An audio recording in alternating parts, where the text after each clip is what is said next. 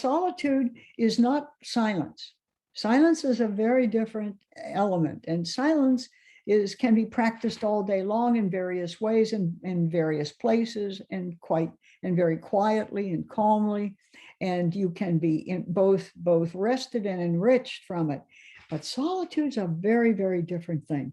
Solitude requires both time and space. Silence does not demand time and space.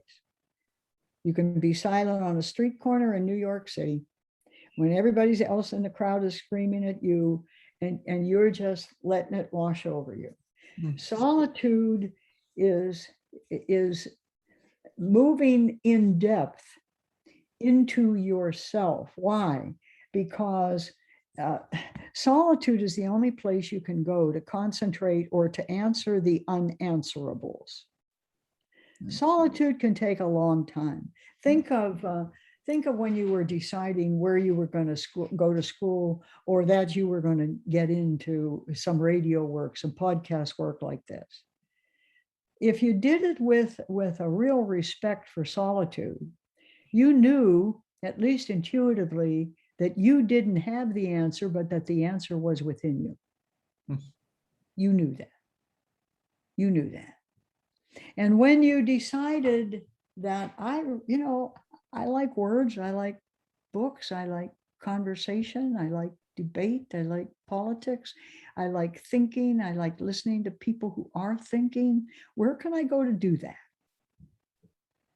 Well, you may someday find out that your radio work is the closest thing this culture has to respect for philosophy and philosophers. You may find that you yourself are named as one of the philosophers of our time. Why? Because you open questions that are real, but not cheap.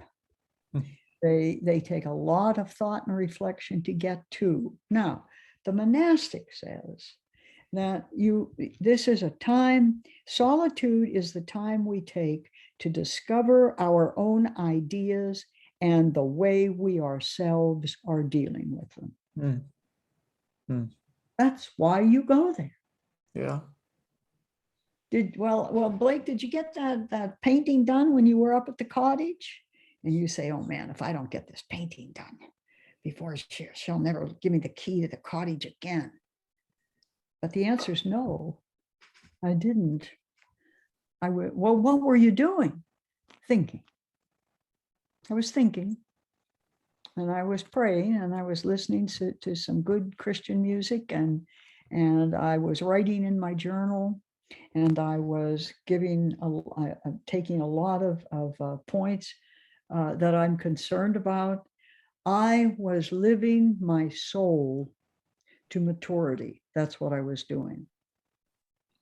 Because solitude enables us to look beyond the daily density of life, and we begin to see things we never noticed before, and we take the distance and the concentration to find the insights. This is the Jesus who Scripture tells us went apart for a while. Yes. I tell you, one of the scriptures is enough to drive me to tears with that line that says, and Jesus decided to go across and rest for a while. So they got a boat to take him there. And by the time he got there, the crowds had already gathered. I said, this one I understand. Yeah. Yeah. This one makes sense in our society. It's what happens all the time. But if you go apart for a while, Blake, you will find out what it is that is driving you. I've got a good life. I like this podcast. I've enjoyed a lot of the speakers. The questions just fascinate me. We have some that I hate to see them end because we're just getting started, and it's really terrific.